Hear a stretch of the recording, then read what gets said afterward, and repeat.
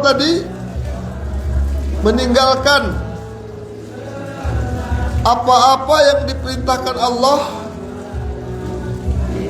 dan Rasulnya, atau meninggalkan apa yang melanggar perintah Allah dan Rasulnya, atau meninggalkan apa yang diperintahkan Allah dan Rasulnya, itu disebut dengan dosa. Jadi kalau kita meninggalkan yang perintah, misalnya kita tidak sholat, kita tidak puasa Ramadan, rukun Islam itu kita tinggalkan, itu dosa. Atau kita mengerjakan yang dilarang. Apa yang dilarang? Berjudi, menipu, memfitnah, mencuri, macam-macam lah lainnya, mengerjakan yang dilarang, itu disebut juga dengan dosa. Nah, itu disebut dengan dosa. Jadi dosa itu ada yang dosa besar, al-kabair, ada yang disebut dengan sogoir, dosa kecil. Dulu pernah kita terangkanlah apa yang disebut dengan dosa besar. Udah pernah kita terangkan dulu apa yang disebut dengan dosa besar. Apa itu dosa besar? Itu contohnya, contoh dosa besar syirik. Yang dikatakan dosa besar itu apa dulu? Yang pernah kita terangkan. Masih ada yang ingat? Kasih hadiah lagi. Apa yang disebut dengan dosa besar? Hah? Iyalah, itu contohnya, contoh dosa besar. Ada durhaka sama orang tua, ada mencuri, ada berzina, ada merampok, ada membunuh dan lain sebagainya, banyak contoh-contoh dosa besar. Jadi yang dikatakan dosa besar itu apa? Iya, itu contohnya, contoh.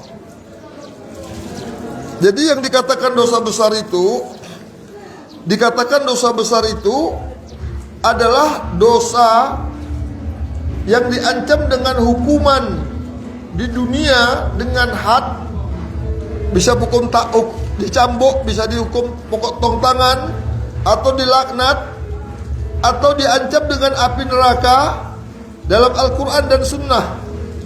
Contohnya syirik. Apa ancaman syirik kata Allah?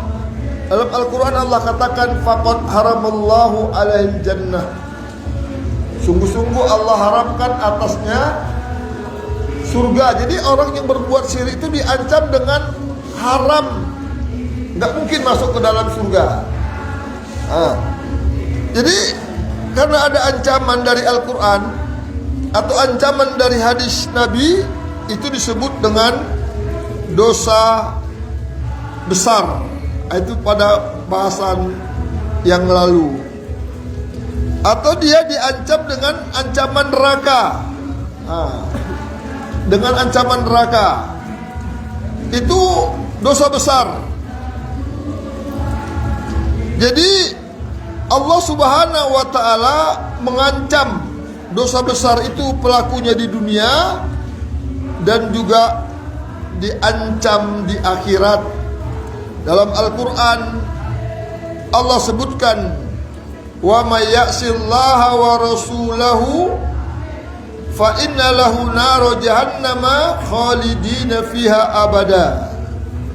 Barang siapa mendurhakai Allah dan Rasulnya, maka sesungguhnya baginya api neraka jahanam, mereka kekal di dalamnya selama-lamanya. Ayo, nggak apa-apa. Ayo sini dengar aja. Fokus aja dengar kemari. Lebih serius kita jadi dengarnya. Lebih serius, nggak apa-apa. Lebih serius. Dengar aja, dengar sini.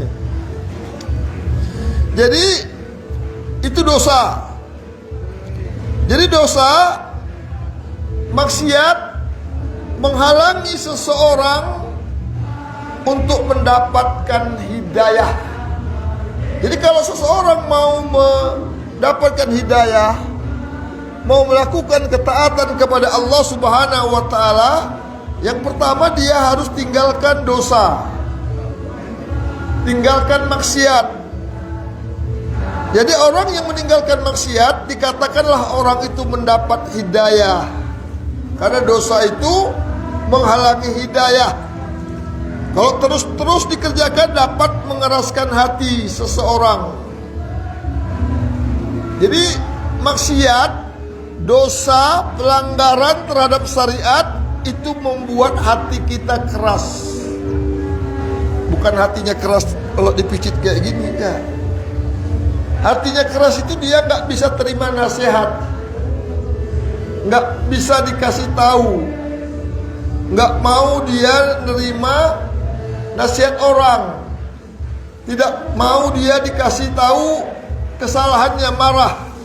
Itu namanya hatinya keras. Jadi untuk melembutkan hati agar mendapat hidayah, tinggalkan maksiat. Itulah yang disebut dengan taubat. Taubat itu dibenci oleh setan.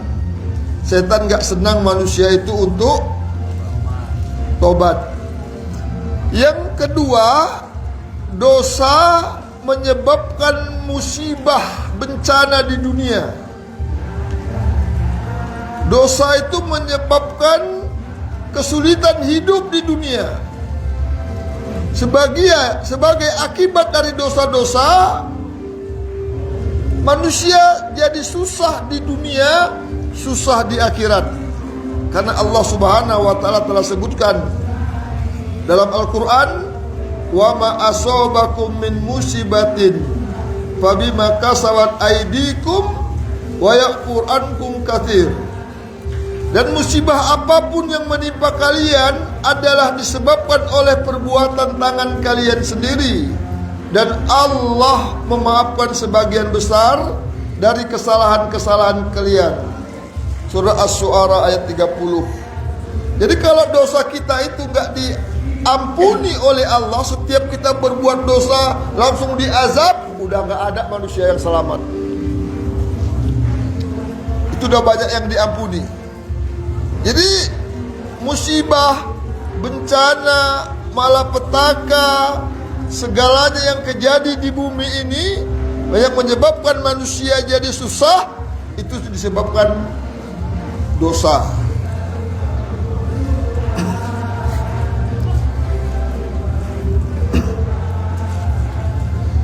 Yang berikutnya,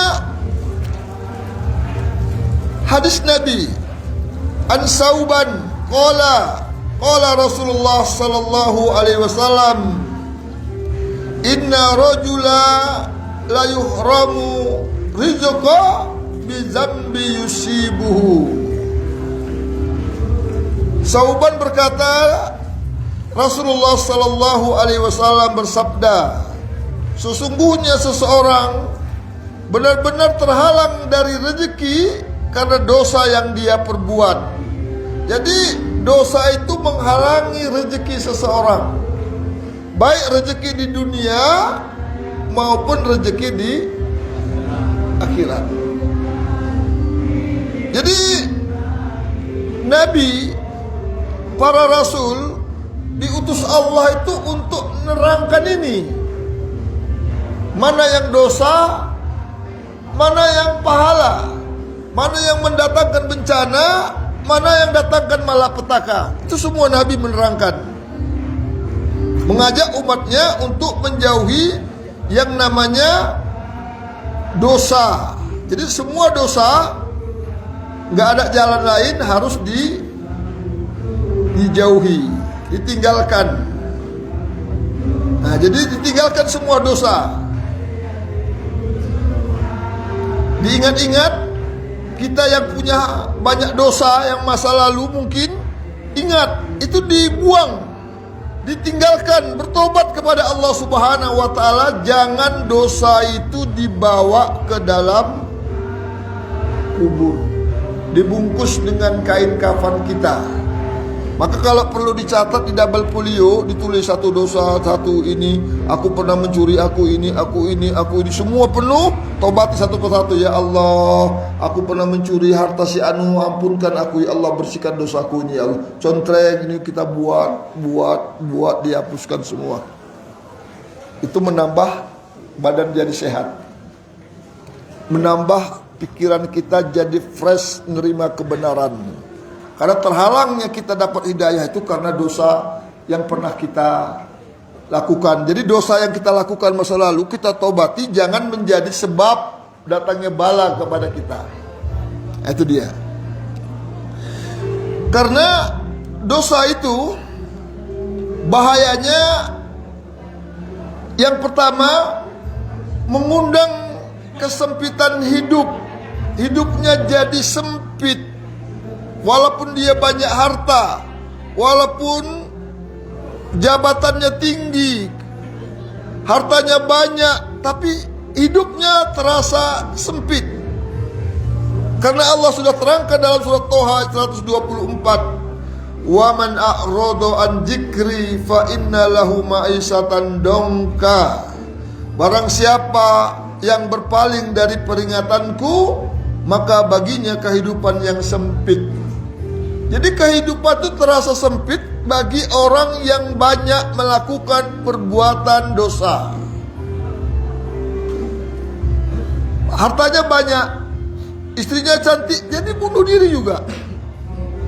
Hartanya di mana-mana, bunuh diri. Lihat orang-orang yang bunuh diri itu, bukan orang miskin, bukan orang yang susah hidupnya dunia, tapi malah orang-orang yang bergelimbangan dengan harta. Itu yang pertama.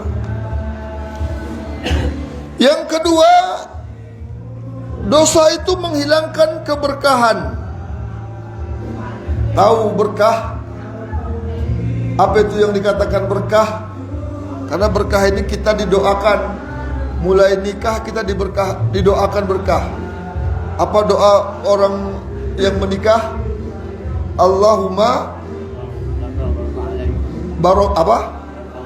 Barakallahu laka wa baraka alaika. 2 kali didoakan. Barakallahu laka wa baraka alaika.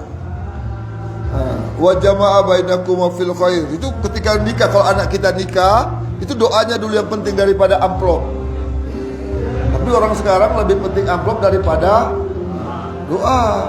Kalau enggak nyumbang kayaknya ditengoki dari bawah ke atas ke bawah. Kok enggak nyumbang? Apalagi nyumbangnya dikasih mobil. Kalau itu satu kampung udah puji-puji orang. Ini hadiah untuk mau dikasih mobil. Satu kampung masuk dunia nyata dan dunia maya masuk. Satu kampung itu inilah orang yang paling bagus, paling dermawan karena telah menyumbang satu mobil. Tapi gak pernah doakan. Kita pun mungkin begitu nih. Lebih suka kita dikasih mobil daripada dikasih doa, ya kan? Ya kan? Seharusnya kita enggak. Penting doa. Karena banyak sahabat-sahabat juga minta doa. Salah satu di antaranya Rasulullah mengatakan kepada Umar bin Khattab, kalau kamu jumpa dengan Uwais Al-Qarni, kamu minta doa kepadanya. Coba. Rasulullah menyuruh Umar, setingkat Umar minta doa kepada Uwais Al-Qarni. Yang gak pernah, yang bukan sahabat, gak pernah dia jumpa Rasulullah. Coba minta setingkat Umar. Jadi doa itu dibutuhkan bagi seorang muslim untuk keselamatannya di dunia dan di akhirat. Jadi berkah ini yang kita minta, kita doakan sama orang muslim semua. Asal jumpa assalamualaikum warahmatullahi wabarakatuh, kita doakan berkah. Coba kita masuk rumah, tokok pintu, anak istri kita di dalam, kita doakan assalamualaikum warahmatullahi wabarakatuh. Kita minta supaya Allah memberikan keberkahan kepadanya. Berkah inilah yang ditarik oleh Allah kalau dia melakukan dosa. Apa itu tadi berkah? Dini. Ayo, siapa yang tahu apa itu berkah?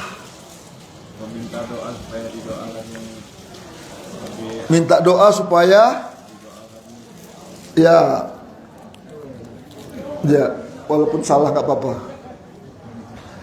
Berkah itu adalah ziyadatu khair fi kulli hal. Ziyadatu khair, menambah kebaikan setiap usahanya. Jadi kalau berkah itu diberikan Allah kepada umur kita jadi berkah, umur kita itu menambah kebaikan. Kebaikan kita dan kebaikan orang yang di sekitar kita. Tandanya berkah. Kita jadi baik, anak kita jadi baik, istri kita jadi baik. Tetangga-tetangga kita bisa jadi baik karena dia punya ilmu yang berkah. Hartanya berkah. Hartanya membuat orang jadi baik. Diberi makan roti, rotinya itu membawa orang untuk taat kepada Allah. Bukan dimakan jadi pikiran kotor, kayak kita makan narkoba. Yang keluar pikiran kotor. Nggak ada orang dikasih makan narkoba teringatnya mau berinfak. Wah, infak enggak. Karena dia dari sumber yang kotor akan melahirkan perbuatan yang kotor. Maka untuk mendapatkan kebaikan dia dari sumber yang baik. Kalau kita berinfak dari cari yang baik-baik untuk diinfakkan. Jangan mencuri dari sini diinfakkan ke sini. Itu nggak baik, kayak si pitung misalnya. Nah, itu nggak boleh. Kita mencuri, kita infak. Kita merampok, kita berinfak. Nggak boleh.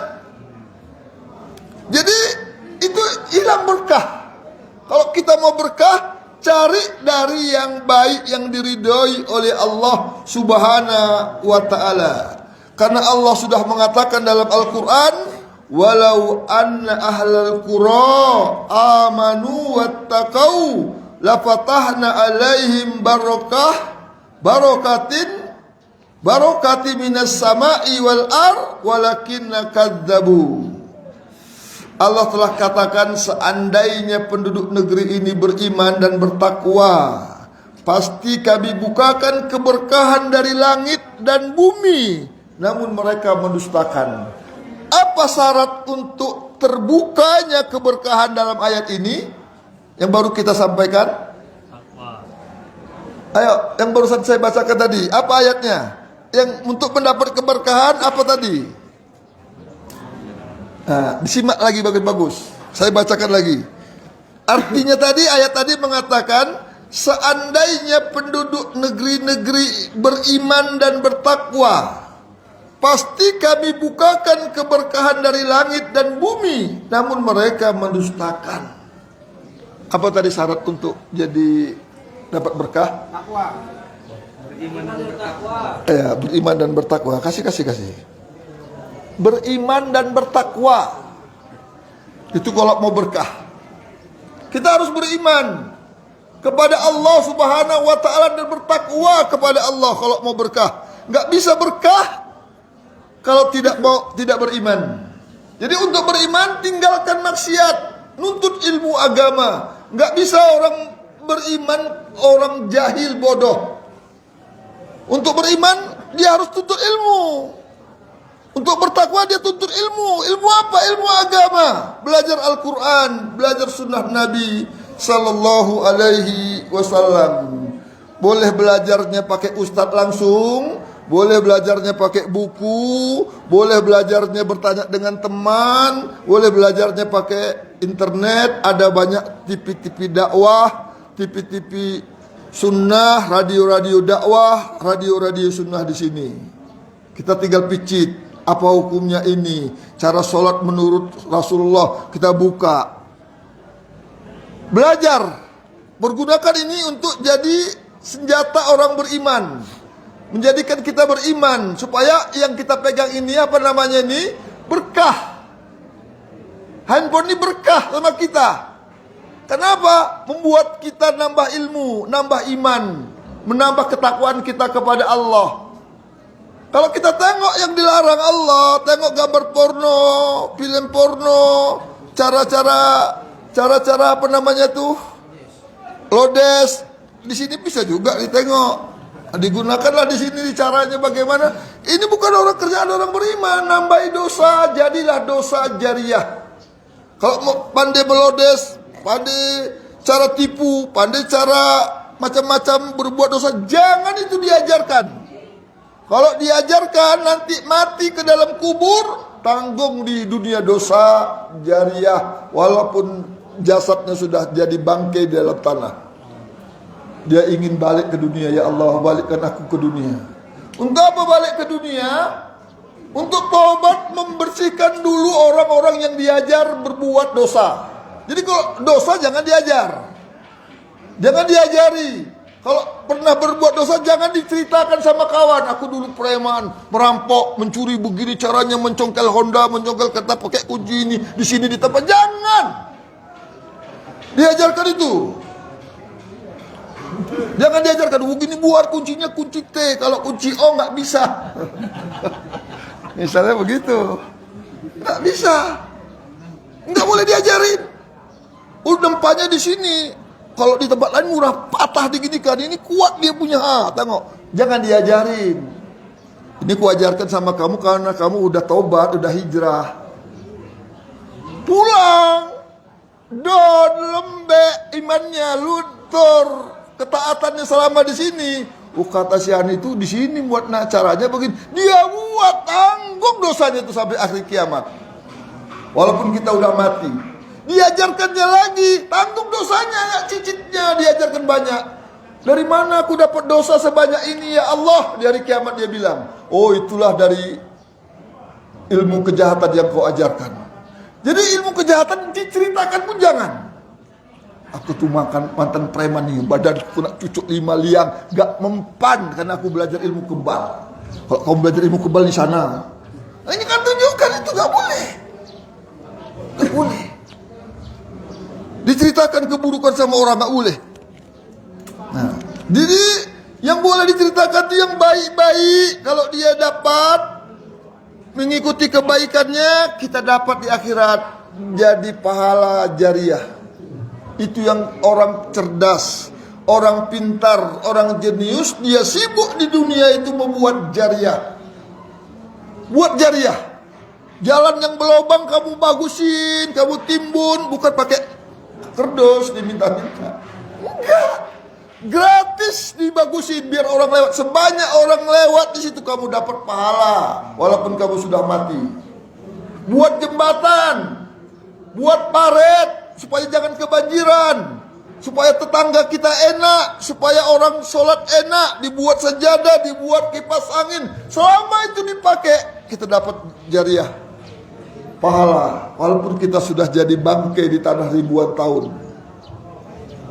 Maka orang yang jenius itu dia siapkan hidupnya itu untuk supaya nyambung kebaikannya sampai di akhirat. Pikirkan itu apa yang bisa nyambung. Maka kita ajarkan istri kita kebaikan, kita ajarkan dia ngaji, kita ajarkan dia ikro, kita terangkan ini dek haram, pakai rok pendek ini nggak boleh, ini dilarang dek, nampak ini dilarang, nampak ini nggak boleh dek, ini ancamannya ayat ini. Dia jadi bagus, diajarkan anak-anaknya, dia ceritakan tetangganya, kita dapat pahalanya, dapat jariah. Jadi diajarkan yang baik-baik.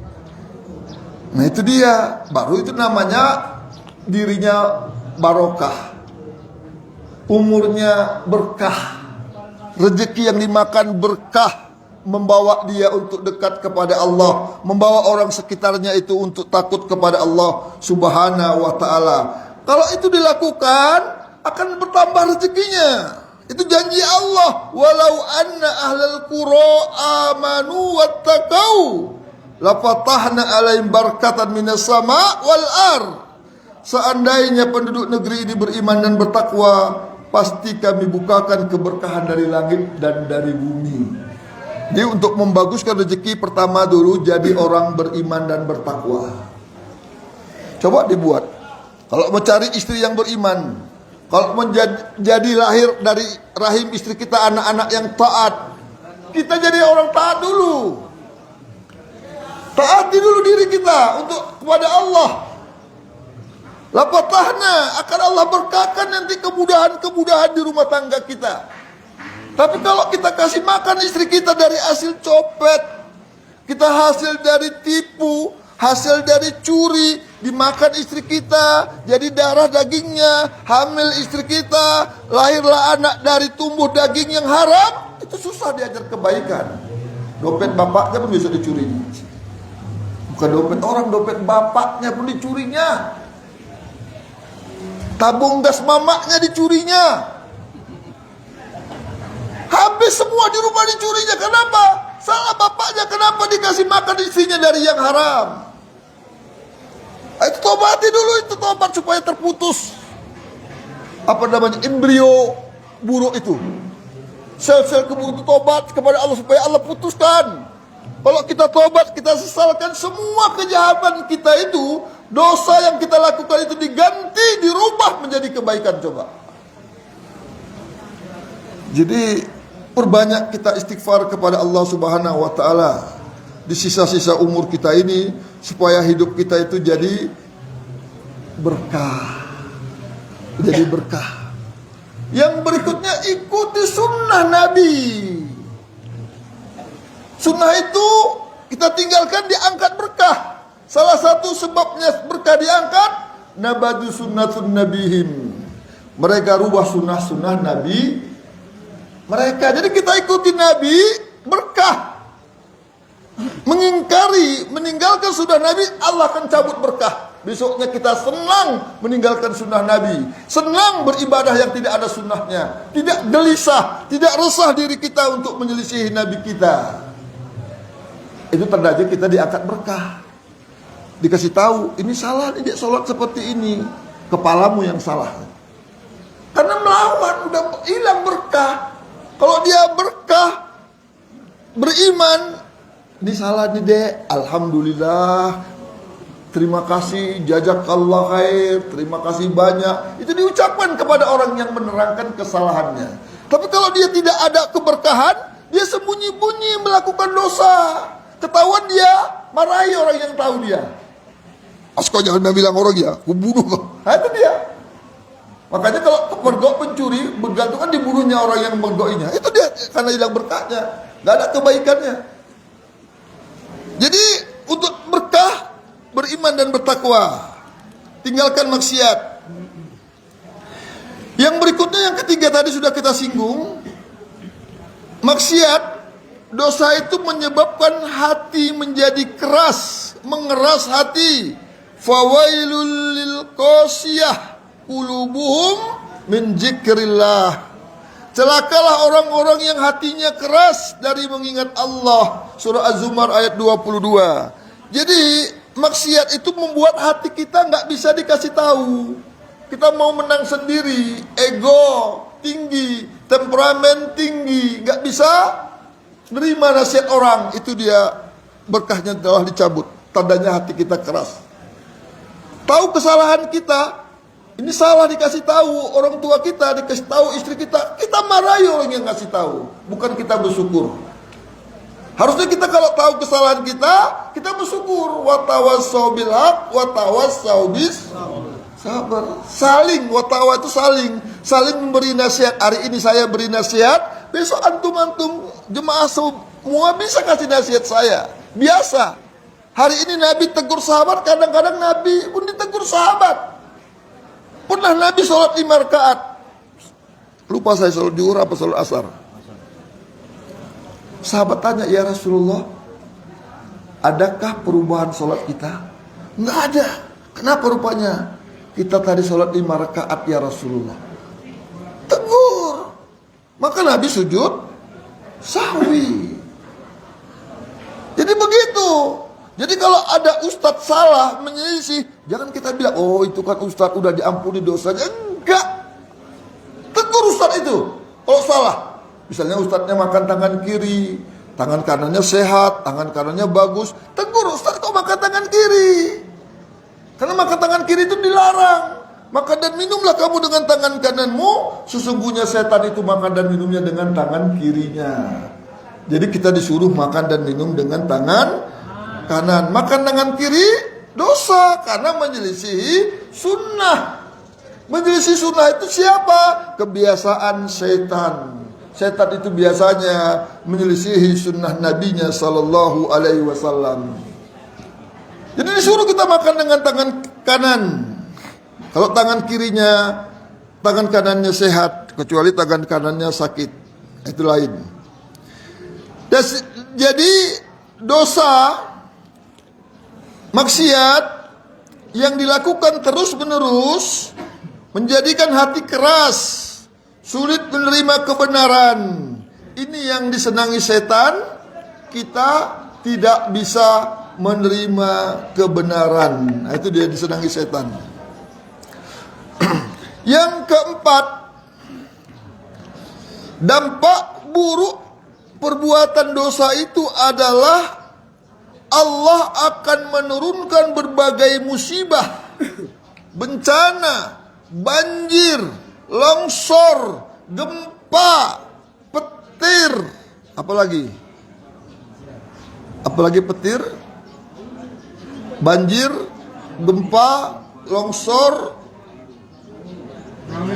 tsunami, tanah ambles. Ini bisa ambles ini ke dalam. Itu dekat-dekat kiamat. Banyak yang nanti ambles. Masuk mati orangnya ke dalam semua. Kenapa bisa terjadi? Itu karena dosa manusia. Allah sudah katakan, wa ma asobakum min musibatin fabima kasabat aidikum. Musibah apapun yang menimpa kalian adalah akibat dari ulah tangan kalian sendiri. Oh, itu kan banjir karena gundul hutan. Zaman Nabi Nuh gak ada hutan yang gundul. Hutannya pun tenggelam. Kenapa bisa banjir? Ada orang gunduli hutan di zaman Nabi Nuh? Nggak ada. Bisa banjir. Jadi bukan karena gundul hutan. Kalau Allah mau buat datang banjir, mudah. Karena dosa. Jadi manusia itu harus menyadari dosa. Yang dibuatnya itu dosa. Untuk standarnya tahu dia dosa, dia harus belajar ilmu agama. Belajar Al-Quran. Belajar sunnah Nabi Sallallahu alaihi wasallam. Jadi Allah sudah terangkan dalam surah Ar-Rum juga ayat 41, yang artinya telah tampak kerusakan di darat dan di laut karena perbuatan tangan manusia. Allah menghendaki agar mereka merasakan sebagian dari perbuatan mereka, agar mereka kembali ke jalan yang benar. Jadi diberikan musibah, bencana, banjir, longsor, petir, gempa, macam-macam, supaya manusia berpikir, ini dari mana gempa ini, dari mana banjir ini. Manusia kembali kepada Allah. Begitu. Bukan, oh ini karena lempengan. Lempengan ini harus disumbat supaya jangan. Enggak. Jadi karena dosa itu dikurangin, dosa itu dihilangkan, taubat, Allah akan berikan berkah dari langit dan dari bumi. Lihat negara-negara yang enggak banyak melakukan dosa. Lihat negara aja. Mana negara yang enggak banyak dosa? Di antaranya Arab lah. Di Arab enggak ada perdukunan. Di sana ada polisi, gunanya cari dukun, bukan nyari preman, pencuri, enggak. Cari dukun. Karena dukun ini penyebab bala bencana yang pertama. Gak ada dosa yang pertama selain dosa syirik. Makanya ulama-ulama membuat buku-buku dalam kumpulan dosa-dosa besar. Syirik itu ditaruh ke tempat yang pertama, dosa besar yang pertama. Pakai jimat, pakai apa tuh nggak ada di Arab. Jual batu, jual apa, benang-benang apa namanya, raja-raja, nggak ada di sana. Ketahuan itu diginikan. Kalau nggak mau tobat, ditangkap, dirajia, disembelih. Bukan kayak kita dukun jadi artis, masuk TV, masuk iklan, dikasih perlindungan, enggak. Makanya berkah dari bumi keluar. Dulu sebelumnya mereka kenal agama Islam, ada yang mau tinggal di Arab? Enggak ada. Lihat orang Abu Jahal itu kayak mana kehidupannya dulu. Setelah mereka kenal dengan Islam, Nabi berdakwah, Mekah mulai berkahnya tumbuh, mulai makmur, air Zam-Zam mulai banyak, rezeki mulai datang, buah-buahan lengkap di Arab. Apa yang nggak ada? Nggak tumbuh tapi ada. Kita tumbuh tapi tak pernah makan. Mana berkah kita? Kita tanam pokok durian yang busuk-busuknya yang kita makan, yang bagusnya kita jual. Kita dikasih yang busuk-busuk. Lihat, minyak sawit juga demikian. Ada kedokteran mengatakan kulit sawit itu tidak makanan. Itulah yang kita peras jadi minyak, itulah yang kita makan. Makanya banyak yang kolesterol, darah tinggi, asam urat, stroke. Itu makan minyak sawit. Bijinya kemana itu? Dijual. Itu jadi minyak keluar, dijual keluar. Maka kita beriman kalau mau berkah, dekat sama Allah, Allah akan mudahkan rezeki kita. Allah bisa kirim dari mana-mana. Di kisahnya Maryam itu tinggalnya di atas rumah Zakaria, kayak gini di atas, bertingkat 2 rumahnya. Pada waktu itu musim dingin, nggak ada buah-buahan musim dingin. Datang Zakaria ke atas melihat Maryam, ada buah musim panas. Dari mana kau dapat ini ya Maryam? Dari Rabbku katanya, dari Allah. Terus musim panas, ada buah, dia kata ada buah-buahan musim dingin. Dari mana kau dapat buah ini? Dari Rabbku. Apa kata Zakaria? Zakaria ini nabi. Kalau begitu aku juga bisa minta kepada Rabbku. Minta apa dia? Minta supaya istrinya hamil. Padahal Zakaria itu mandul. Istrinya sudah monopause, bisa punya anak. Bisa, tapi dia berdoa. Minta kepada Allah. Sampai nangis. Hamil istrinya. Lahirlah anaknya yang namanya Yahya. Coba. Antum ini mau cepat keluar, mau kayak mana, doa kepada Allah. Waktu saya ngajar di Tanjung Kusta juga ada nabi seperti ini. Udah nggak macam-macam lah, saya nggak bisa ceritakan. Saya suruh dia berdoa. Aku nggak salah Pak Ustadz, aku dimasukkan ke sini. Nangis dia sama saya, dipeluk kuat-kuat. Aku nggak salah Pak Ustadz. Kalau salah nggak ada nangis lah, biasalah, namanya salah. Tapi kalau nggak salah, antum dituduh mencuri atau nggak mencuri, kalau coba nggak stres. Aku nggak salah Pak Ustadz, aku dimasukkan, nangis.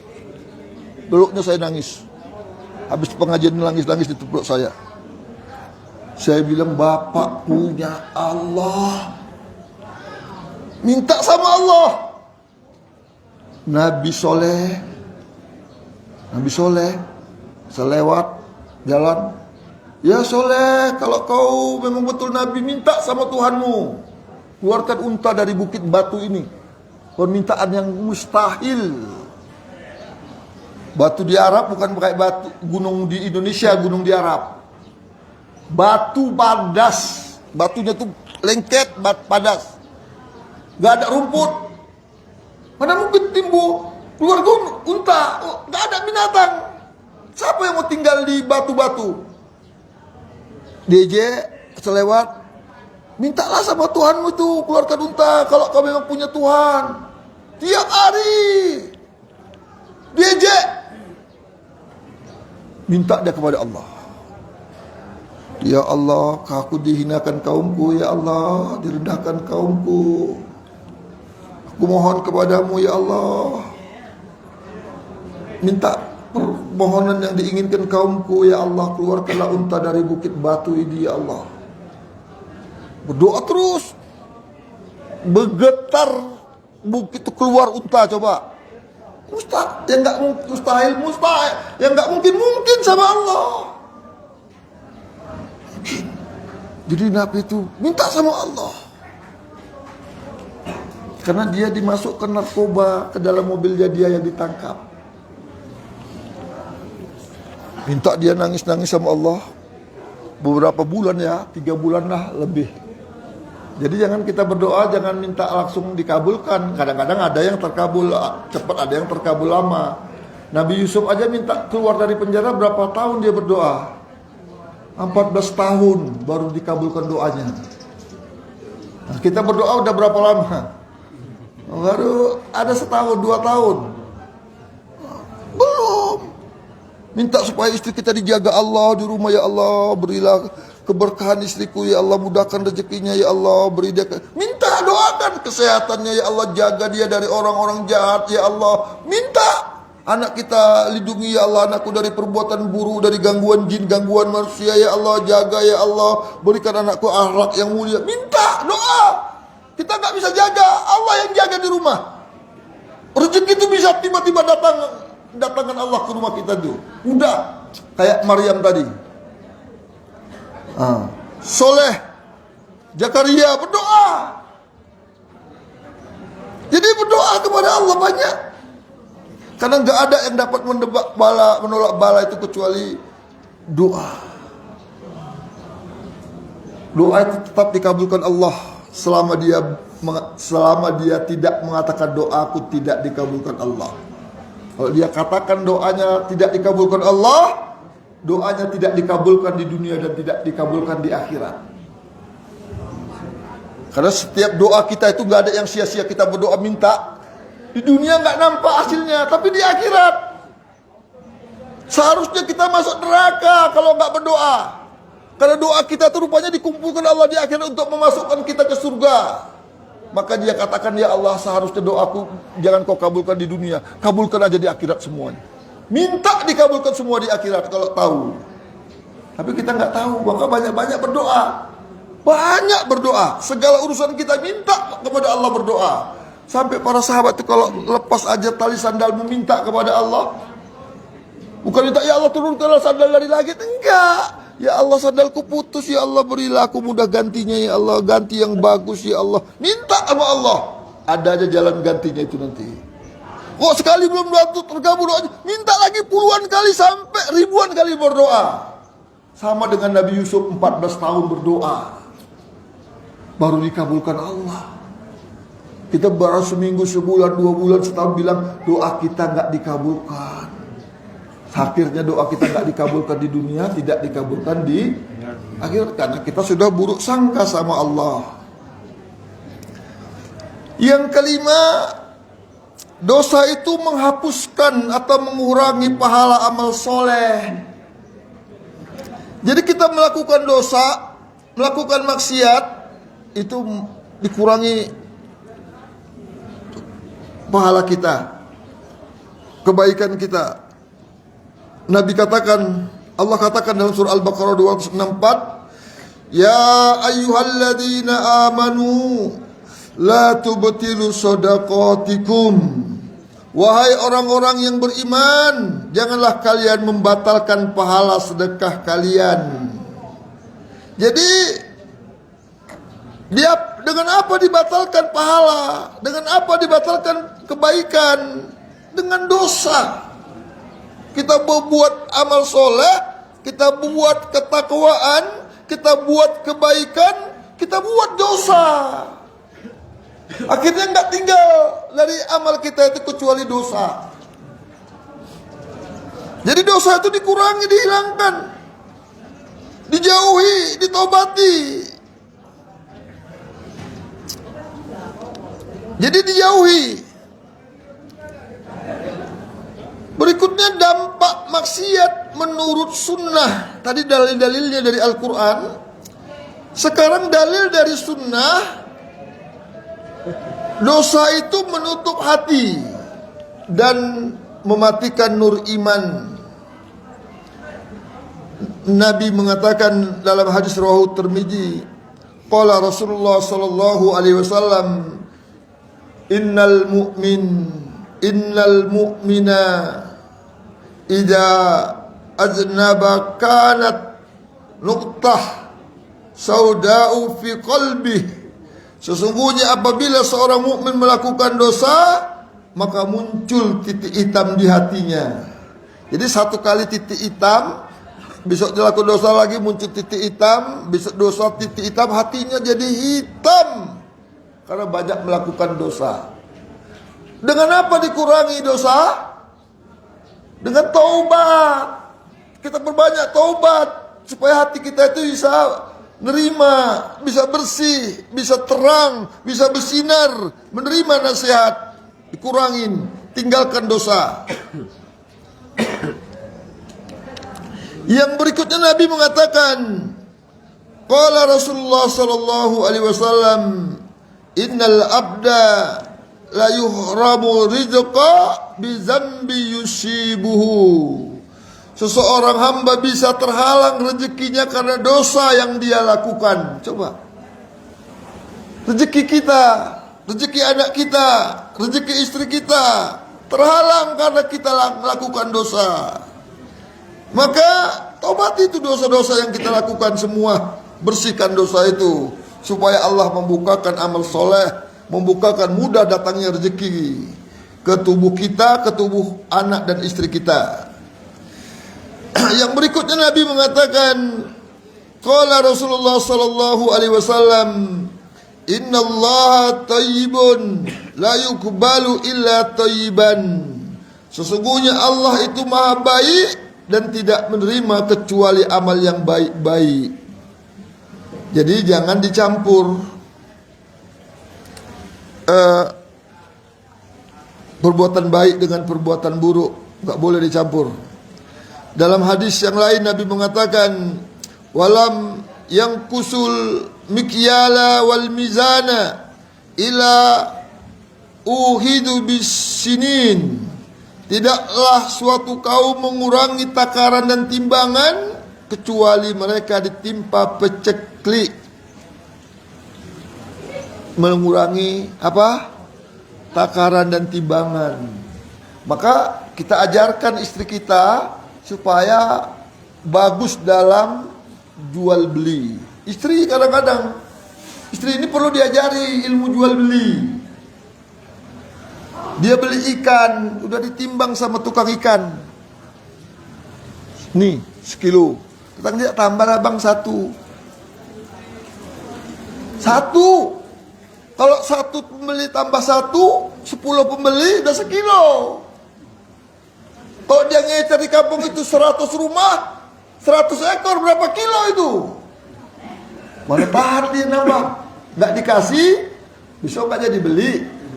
Marah, baru satu aja bang, pelit kali pun abang. Ini istri, diajarin. Kita pun nggak boleh kalau gitu, kita makan jeruk, beli, tambahlah satu, nggak boleh. 10 kilo itu yang udah ditimbang. Kalau mau diambil, ya ini yang diambil, dimakan. Rasailah. Dia belum tawarkan rasa, kita sudah rasailah pak satu, diambil yang besar pula. Mau dilarang nanti nggak jadi beli. Akhirnya kemana? Supaya nggak rugi dia, besok timbangnya dikuranginya lah 1 on. Orang tambah tetap sekilo. Nipu sama nipu nih. Aku lebih pintar kata pembeli, aku lebih pintar kata penjual. Itulah tipu sama tipu. Gak boleh minta tambah, diajari istri. Jadi dia supaya tetap dia 1 kilo dikuranginya. Maka kita timbang di rumah gak cukup 1 kilo. Nah ini, itu ceklik. Bukan dia aja yang ini. Semua rakyat jadi peceklik. Allah tahan hujan. Allah tahan keberkahan dari bawah, gak berbuah. Tumbuhan yang kita tanam itu gaboh, busuk, dimakan ulat, dimakan wereng, dimakan wabah, nggak buah. Kenapa? Nipu. Kita sendiri yang buat, nggak ada berkahnya, nggak datangkan kebaikan karena tipu. Jadi maksiat, kecurangan. Berikutnya para salaf, Ibnu Abbas, sahabat Rasulullah mengatakan, qala Ibnu Abbas, inna lil hasanati diya'an fil wajhi walil maksiyati zulmatan fil wajhi. Sesungguhnya kebaikan memberi cahaya pada wajah seseorang dan maksiat memberikan kegelapan pada wajahnya. Artinya wajahnya itu tidak mau tunduk kepada Allah, nggak mau taat kepada Allah. Jadi para ulama-ulama kita juga menasihati seperti itu. Di antaranya juga Fudail bin Iyad. Fudail bin Iyad ini bekas seorang perampok, begal. Tapi dia tobat kepada Allah. Jadi ulama besar. Qala Fudail, idza lam taqdir ala qiyamil laili wa siyami nahari fa'lam annaka mahrumun wa qad saddatka zunubuk. Jika engkau tidak mampu bangun malam dan puasa siang hari, ketahuilah engkau terhalang dari kebaikan. dan dosa-dosamu lah yang menghalangimu. Coba, para ulama itu kalau nggak bisa sholat malam, nggak terbangun malam, dia ingat dosa apa yang kubuat. Kalau kita malas sholat wajib, dosa apa yang telah kita lakukan. Kalau kita tambah malas sholat sunnah, ingat dosa apa yang kita lakukan. Karena dosa itu menghalangi kebaikan. Jadi jangan kita salahkan orang lain kalau kita nggak mau melakukan kebaikan.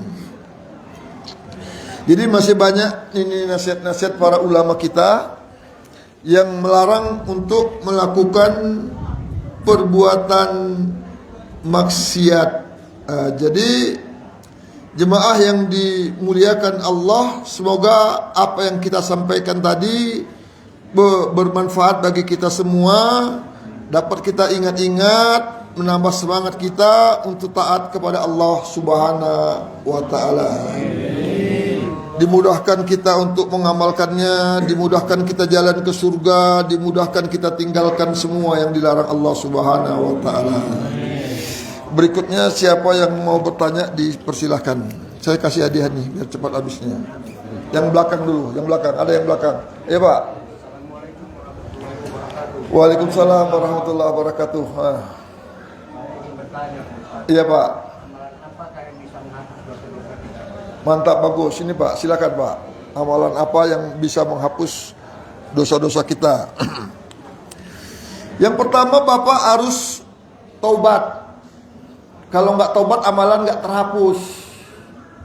Nah, kita sesali, kita berjanji kepada Allah jangan kembali untuk melakukan taubat. Kita benci perbuatan dosa yang pernah kita lakukan. Itu yang pertama. Yang kedua, Bapak berdoa. Setelah tadi bertobat, Bapak berdoa, ya Allah, berilah aku kesenangan hatiku, anggota tubuhku, mataku, telingaku, mulutku dengan apa-apa yang Kau ridhoi. Berilah kebencian anggota tubuhku ini melakukan apa-apa yang Kau murkai. Berdoa. Nabi berdoa juga Nabi. Allahumma inni a'udzubika minal kasal. Ya Allah, aku berlindung dari sifat malas. Nabi, doa Nabi. Jangan kita malas menuntut ilmu, malas untuk datang pengajian, malas baca Quran. Minta, ya Allah, berilah kenikmatan di tubuhku untuk meninggalkan yang Kau haramkan. Ya Allah, cukupkanlah anggota tubuhku ini dengan nikmat yang Kau ridhoi. Minta. Jadi gak senang kita nengok porno lama-lama sampai gini. Kalau sekali terlihat, itu dimaafkan, gak ada dosa. Astagfirullah. Tapi astagfirullahnya tunduk. Ghadul basar tundukkan. Jangan astagfirullah. Itu enggak. Udah panjang. Sekali itu dimaafkan. Enggak berdosa. Terlihat. Astagfirullah lihat. Jangan tengok. Kita tengok. Astagfirullah dicepat dibuang. Astagfirullah dipecet. Itu dosa. Chatnya itu yang dosa. Jadi berdoa. Yang ketiga, Bapak nuntut ilmu. Karena Nabi katakan, man salaka tariqan yaltamisu fihi ilman, sahalallahu lahu bihi tariqan ilal jannah. Barang siapa yang memudahkan langkahnya menuntut ilmu, timbul gairah semangatnya menuntut ilmu, Allah akan mudahkan jalannya menuju surga.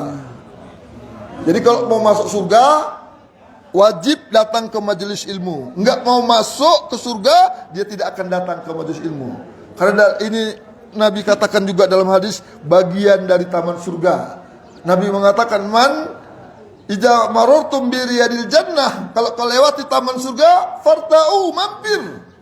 Sahabat tanya, ma hiya riyadul jannah ya Rasulullah? Apa taman surga ya Rasulullah? Nabi katakan, majlisul ilmi, majelis ilmu. Betul. Jadi pulang dari sini, di rumah ada pengajian, cari pengajian yang benar, yang berdasarkan Al-Quran, berdasarkan hadis Nabi. Itu ukuran kebenaran, Al-Quran dan hadis. Jangan diajak untuk ikuti Ustadz. Kemana Ustadz ikutin, apa yang dibuat Ustadz ikut. Enggak. Ikuti Nabi yang diikut, bukan Ustadz. Nanti ditengoknya Ustadznya sholatnya mereng. Wah, kalau gitu kita sholatnya mereng ini. Ustadz itu mereng kok guru kita ini. Rupanya Ustadznya babisul. Mereng ada sholatnya. Jadi kita mereng, jangan dilihat. Ditanya, Ustadz sholatnya mereng kenapa Ustadz? Tanya, mana dalilnya? Tanya, kalau sholat haram tanya dalil. Dalil itu dari Quran dan dari hadis. Itu dia. Di antaranya yang terakhir, Bapak sabar di dalam beramal, sabar di dalam menuntut ilmu, karena setan tidak mengiringi kita mudah masuk ke dalam surga. Ya. Kalau kita kan kadang kita kan penjara Ustaz. Ya, mana mungkin ini di tempat villa. Orang tidur Ustaz. Hah? Kita sholat itu Ustaz, duduk gimana Ustaz? Gimana? Kan kita terganggu, kadang orang tidur kan. Ya. Kita duduk sholat kita Oh, ya ini. duduk Mas Ustaz. Ya. Jadi kita mau sholat di kamar kita, padat ini, kamar 10 dibuat 20. Itu pun udah payah, pasal nengok pakai gantung pula di atas, ya kan? Oh, iya kan? Pakai apa namanya? Kepompong. Ya gitu lah. Di atas itu diikat. Karena nggak bisa, jangan-jangan ngompol pula dia di atas. Jadi kacau di bawah kan? Bolehkah kita sholat duduk? Boleh. Kalau nggak mungkin lagi, itu namanya darurat. Itu darurat, bukan hukum. Seperti kita puasa, nanti kalau yang terakhir kita sempat datang kemarin, kita akan bahas tentang hukum yang berkaitan dengan puasa. Jadi kalau puasa kita ini lupa waktu hari-hari pertama makan,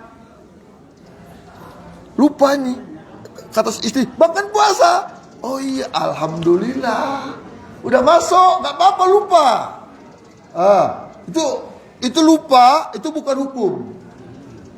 Bukan hukum, itu darurat, keringanan. Sama tadi ini nggak mungkin kita bangun nih, kita geser, aku mau sholat, ini kan kutumbuk nanti. Nggak mungkin, walaupun kita yang kuat kepala kamar.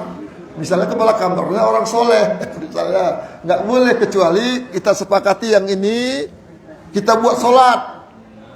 Kita sepakati kepala kamarnya, ini sholat ya ganti-gantian kita sini, boleh, silakan. Atau kita sholat bareng, yuk bangun kita bareng, boleh, silakan. Kalau kepala kamarnya yang soleh, kalau yang toleh yang payah. Itu yang toleh yang nggak mau diatur. Iya. Ya. Assalamualaikum Ustaz. Waalaikumsalam warahmatullahi. Saya menceritakan diri saya sendiri Ustaz. Iya, apa itu? Saya kalau malam sering dihantui kesalahan-kesalahan yang telah saya perbuat Ustaz. Bagus, itu namanya Bapak udah nyesal. Cara menghilangkannya Ustaz? Cara menghilanginya tobat. Tobat kepada Allah, istighfar banyak-banyak, astagfirullahaladzim wa atubu ilayhi, ampuni dosa. Enggak ada dosa yang tidak diampuni Allah. Tidak ada cara lain untuk minta ampun dari segala kesalahan kecuali bertobat. Istighfar banyak-banyak, astagfirullah, ingeti Allah, ampuni dosaku, bersihkan kesalahanku ya Allah, aku telah begini, bersihkan ya Allah, ganti ya Allah kesalahanku itu dengan semangatku untuk melakukan kebaikan ya Allah, minta sama Allah. Makasih Ustaz. Ada lagi yang lain? Ya. Iyalah, dosa besar apa pula? Dosa besarnya pertama membunuh. Bapak baru berapa nyawa Bapak bunuh? 1 lah taruh. Ada 10. Ini ada orang membunuh 100 nyawa. 99 tambah 100. Bapak baru 10, dia udah 100. Bagaimana caranya? Pertama Bapak tobat. Yang kedua, tinggalkan kebiasaan buruk itu. Kebiasaan buruk membunuh. Kalau di kampung kita itu jelek, cari kampung yang baik.